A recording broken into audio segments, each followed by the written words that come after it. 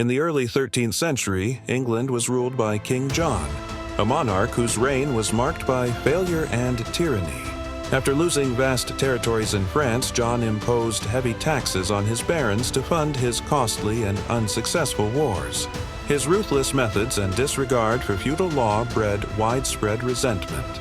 A group of powerful barons rose in rebellion, not to overthrow the king, but to curb his absolute power. Guided by Archbishop Stephen Langton, they demanded the king acknowledge a Charter of Liberties.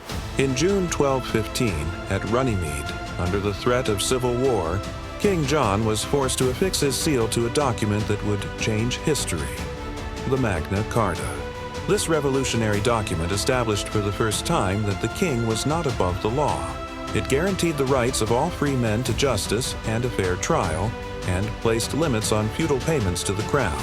A council of 25 barons was even established to ensure the king adhered to its clauses. However, the peace was fleeting.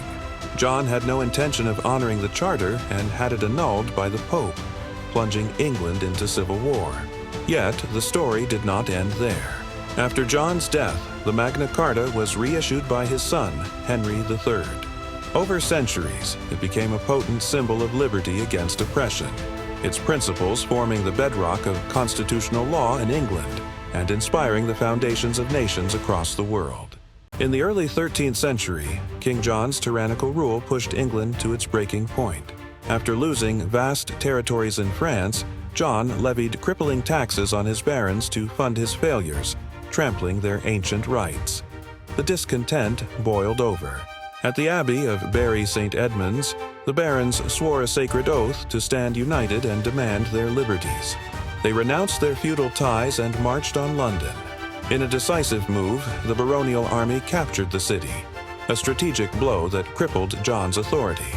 With his capital in rebel hands and his support crumbling, John was finally forced to the negotiating table. In June 1215, at Runnymede, he affixed his seal to the Magna Carta.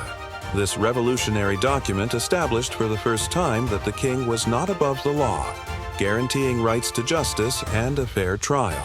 However, the peace was fleeting. John had the charter annulled by the Pope, plunging England into the First Barons' War. Yet, the principles of the Magna Carta endured. After John's death, it was reissued, becoming a potent symbol of liberty against oppression and the bedrock of constitutional law for centuries to come.